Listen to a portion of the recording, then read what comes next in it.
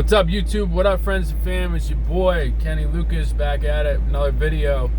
Let's talk about trust. So trusting others, like I have no problem personally trusting my significant other to the point where I don't even want to look at her phone or see what she's been up to on the phone, just because I trust her and I don't want to be snooping in on her business, you know what I mean? Like, just for example, I give the utmost trust to everybody I deal with until you fuck me over. Then if you fuck me over, then it's pretty much like I'm done with that, you know what I mean? Because if it's a mistake that you made on your point, that yeah, we make mistakes, but if it's like a trust mistake that you've made on your point, I think that's intentional.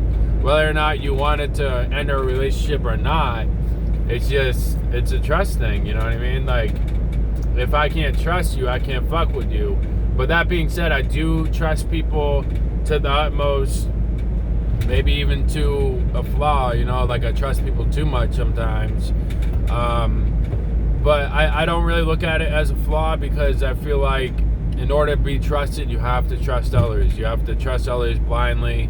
That's what trust is, and I believe in, you want to put out what you want to receive, and I want others to receive that, and I want others to trust me blindly, because that's like the nature of humanity. That's the nature of my business. I really need people to trust me quickly, make a decision, so I got to put that out in the universe in order to get it back.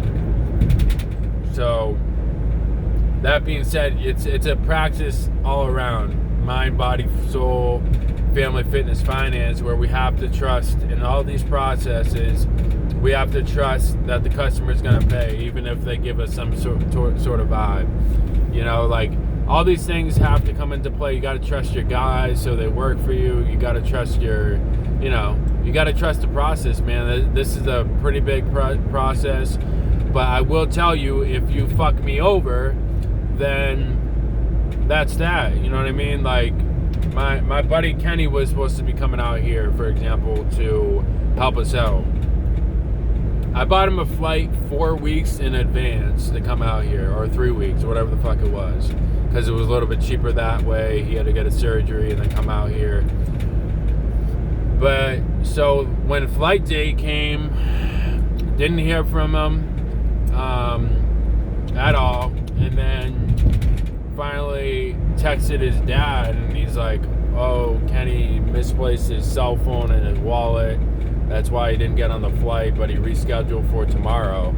I'm just like, that's not cool, man. Like, you misplaced your phone, but you gotta call me on something else, you know what I mean? You have to call me to let me know what's going on. That was a fucked up situation, because I had to plan my whole day around him coming, and then I had plans that he was gonna run quotes for me too, so I got my hopes up.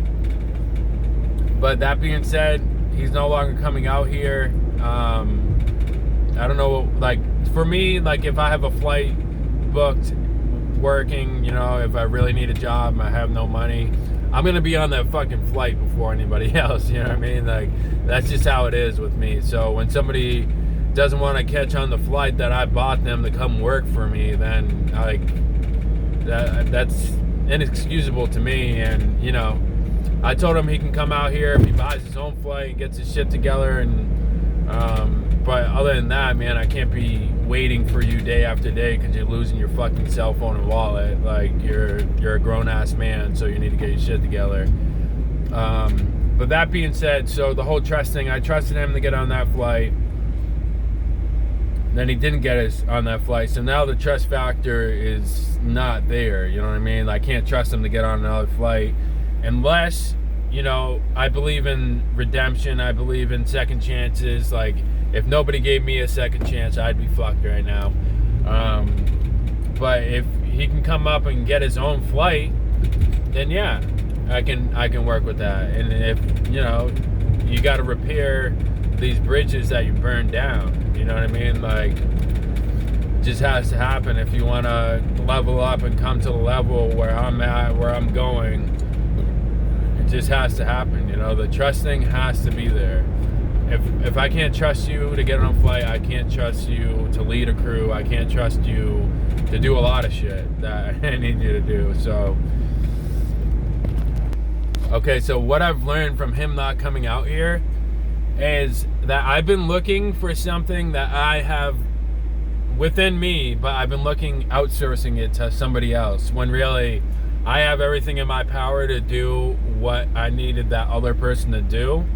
And I have everything in my power, and I also need to set it up right before I hire somebody to do it, because really I was looking to hire somebody to help me out and take over this business, which if I do that, then I have no business left. Like, I have to give away a lot of the company, which I'm not cool with, because I like the money I make, and I like, you know, the concept of owning a business. So that being said, I was putting a lot in another individual that wouldn't have showed up and wouldn't have done it. So I'm glad he didn't show up, because I've learned so much that I was being so fucking lazy on quotes. I was complaining about complaining about a lot of different things with this business, when I was just complaining about myself. Everything I was complaining about, or everything I wasn't doing, was because I was lazy.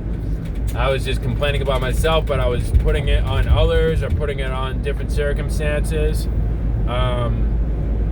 Everything's in my power, man. I'm a pretty smart dude. I have a lot of energy. It's just about sourcing that energy and using it in the right direction. So I'm a firm believer that everything happens for a reason, and even when it seems like God closed the most important door, it means that he opened another one, or he's gonna open another one that's gonna be that much sweeter, that's gonna be that much better. And we gotta go find that door, man. You gotta keep looking for it. Don't just sit there and hope and pray that it's just gonna wind up on your doorstep, because it's probably not. I gotta fix my ladder. All right, I'm back. It's another learning lesson. Don't use cheap ratchet straps. I got a minivan now for my tools. It's a tool van, you know, it's like crew van pretty much. But long story short, I have a ladder on the top of my roof, and then I noticed it moved. I'm like, oh fuck, the ratchet strap came undone. And sure enough, the ratchet strap came undone.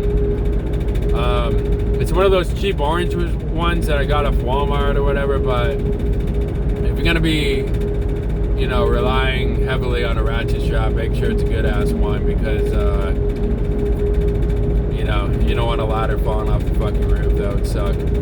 But that's another thing. Same point to this whole story. Trust. Like, I trusted in that ratchet strap. Now I don't trust in that ratchet strap anymore. Bottom line. So now I have to put it into a better position so it doesn't fall off anymore. It doesn't do any of that bullshit.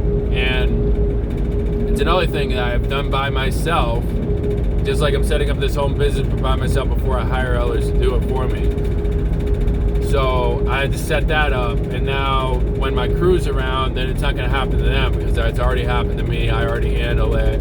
And like 9 times out of 10, somebody won't react the same way I did, because this isn't their company. They don't care as much. They may have been on the phone texting and not noticed that the ladder moved a little bit. You know, it's not their responsibility. They're just a worker. They're not, their name isn't on this van. Their name isn't on the insurance. I get it. I was the same way when I was a worker. You know what I mean? But with that, like, comment, share, and subscribe. I love you guys. Peace.